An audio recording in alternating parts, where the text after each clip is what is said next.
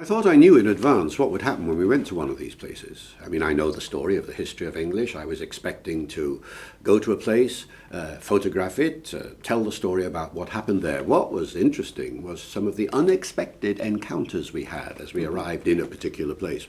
For instance, we went up to Jarrow near Newcastle to see where Bede, the great writer of the Anglo-Saxon period, the great historian, wrote.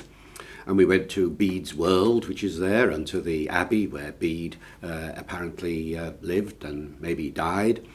And we turned up in the church and expect to look at the various artifacts around and the monuments and the building and so on. And what do we see? A cupboard full of monks' habits, mini habits.